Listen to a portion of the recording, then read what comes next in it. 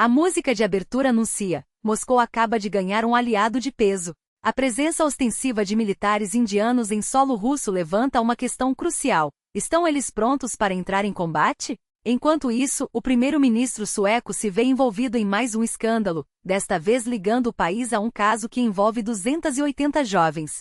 Explosões cirúrgicas atingem criminosos de guerra em território inimigo, provando que a inteligência ucraniana não deixa pedra sobre pedra, nem mesmo nos confins do Extremo Oriente. A Europa já não quer mais sangrar por interesses alheios, e os Estados Unidos também parecem recuar. Mas as forças de defesa da Ucrânia seguem golpeando com precisão, causando dores profundas no regime agressor. Esses e outros acontecimentos decisivos desta noite você confere agora. As notícias mais urgentes e exclusivas com detalhes que ninguém mais traz.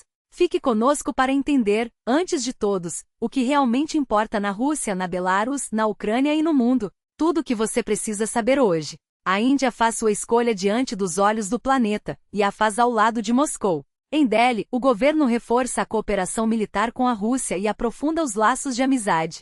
É verdade que nos exercícios conjuntos na Belarus, apenas 65 soldados indianos participaram, um número modesto diante do contingente total. Mas o que realmente importa aqui é o simbolismo. Afinal, depois dos ataques de drones em território polonês, as relações entre Washington e Nova Delhi esfriaram, gerando incerteza sobre o futuro da parceria de segurança entre os dois países. Isso deixa claro o peso que a Índia atribui à sua aliança com Moscou, especialmente em um momento em que as relações com o governo Trump permanecem instáveis. Vale lembrar também da presença de militares americanos em solo bielorrusso, tema que já abordamos em edições anteriores. Além disso, observadores de 23 nações acompanharam os exercícios, segundo fontes oficiais de Minsk, entre eles, representantes da Hungria e da Turquia. Enquanto isso, Zelensky cobra de Donald Trump uma posição clara: deter Putin e pôr fim à guerra. A fórmula, segundo ele, é simples. Primeiro, garantias reais de segurança,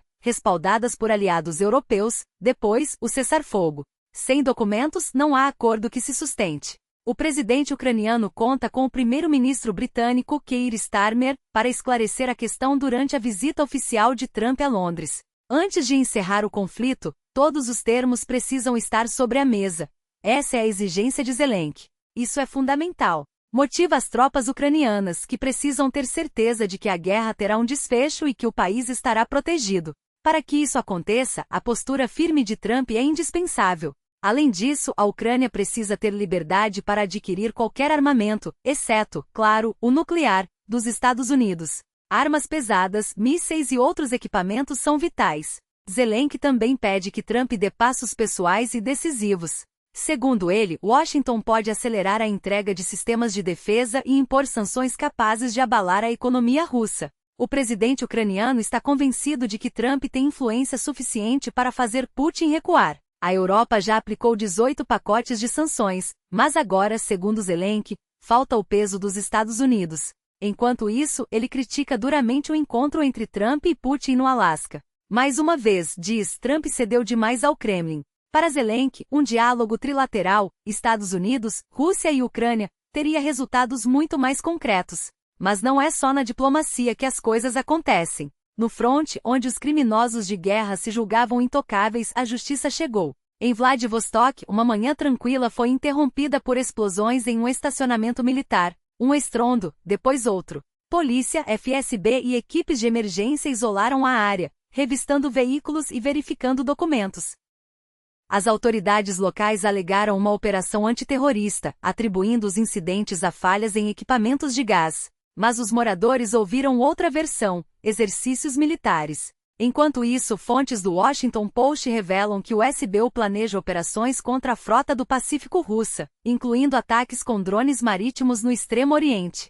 Antes, os ucranianos já haviam forçado a retirada da frota russa de uma base na Crimeia. Segundo um informante da inteligência militar ucraniana, o Ministério da Defesa conduziu uma operação especial perto de Xaxixia, onde está estacionado o 47º Batalhão de Assalto Aéreo, além da 150ª Brigada de Infantaria Motorizada. Esse batalhão atuou em Kiev, Mariupol e nas ofensivas em Kursk e Pokrovsk, destacando-se pela brutalidade no tratamento de prisioneiros. Agora, um dos maiores nós logísticos do país foi destruído, e a oferta de combustível na Rússia pode diminuir drasticamente. Na noite passada, um ataque preciso atingiu um complexo petroquímico em Saratov.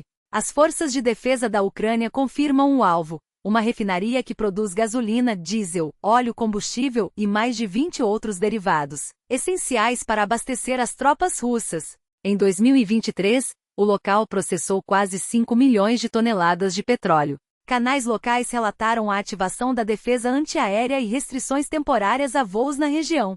Se o ataque for confirmado como um golpe significativo à logística de combustível, a Rússia sentirá os efeitos em questão de dias ou até horas, e o fronte perceberá a diferença. Nosso trabalho só é possível graças a você. Apoie-nos para que possamos continuar informando. Enquanto isso, no Oriente Médio, as tensões escalam. O exército israelense iniciou uma operação terrestre em grande escala para tomar a cidade de Gaza. Fontes anônimas citadas pelo jornal Haaretz afirmam que o objetivo principal é desmantelar o Hamas e criar condições para resgatar reféns. Enquanto a ofensiva mantiver sua intensidade, o foco será a destruição do Hamas e a libertação de sequestrados.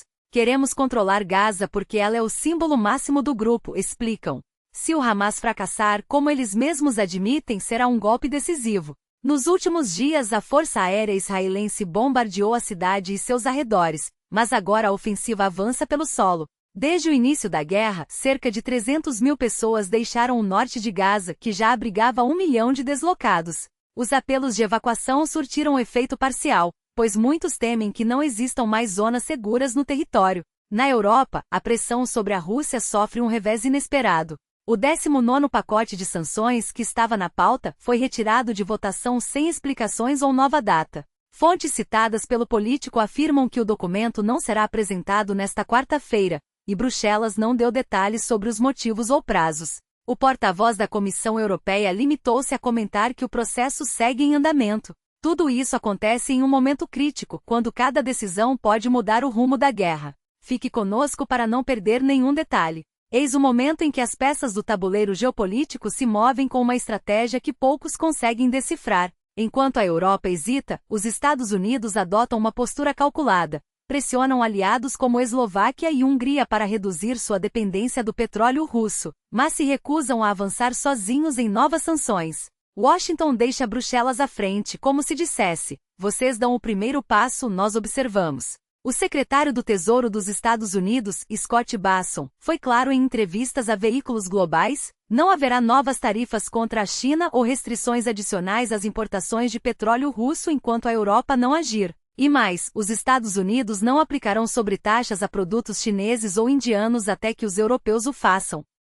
Para muitos em Bruxelas, essa postura é uma tentativa descarada de transferir o ônus das sanções para a União Europeia. Eles querem que nós assumamos os riscos, enquanto eles ficam de fora, avaliando os resultados, desabafa um diplomata europeu em conversa com o político. Mas a verdade é que a Europa também não está disposta a acelerar restrições, especialmente contra a China. Metade dos Estados-membros resiste a cortar totalmente o petróleo russo, e a UE, por sua vez, negocia acordos comerciais com a Índia, incluindo uma possível zona de livre comércio. A mensagem é clara: não querem uma guerra tarifária com Pequim nem com Nova Delhi. Enquanto isso, o jogo de xadrez continua. Fontes diplomáticas revelam que Trump, ou quem o orienta, sabe que a Europa busca fechar acordos com a Índia e não deseja conflitos comerciais com a China.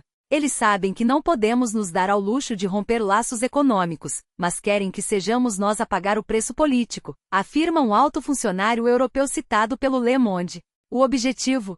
Manter as sanções contra Moscou duras o suficiente para estrangular sua economia, mas sem sacrificar os próprios interesses comerciais do bloco. E se o cenário já não fosse suficientemente complexo, a Hungria de Viktor Orbán decide inflamar ainda mais as tensões. Em uma postagem no X, antigo Twitter, o primeiro-ministro húngaro acusou a Suécia de ter preso 289 pessoas por assassinato, uma alegação que se revelou completamente falsa. Não é a primeira vez que Budapeste espalha desinformação. Enquanto Orbán prende opositores, a Europa prende criminosos. A reação sueca foi imediata, chamaram a declaração de mentira grotesca. A pergunta que fica é: será esse mais um episódio isolado de retórica inflamada ou o início de uma nova crise diplomática entre a Hungria e Estocolmo? Enquanto as capitais europeias se digladiam, um dos maiores golpistas do mundo foi finalmente capturado. Simon Leviev, o famoso Tinder Swindler, foi detido no aeroporto de Batumi, na Geórgia. Conhecido por enganar mulheres em aplicativos de relacionamento, fingindo ser um magnata dos diamantes, Leviev, ou Shimon Ayut, seu nome verdadeiro, viajava livremente pelo mundo, apesar de ser procurado pela Interpol. A prisão, confirmada pelo Ministério do Interior da Geórgia, ocorreu no domingo, mas os motivos exatos ainda não foram divulgados. O caso ganhou notoriedade após o lançamento de um documentário da Netflix em 2022, que expôs seus golpes milionários. Agradeço por acompanhar até aqui. Seu engajamento é fundamental para que possamos continuar trazendo análises profundas e informações que fazem a diferença. Deixe seus comentários, compartilhe e ajude a ampliar esse debate. Juntos, somos mais fortes. Até a próxima com mais notícias que importam.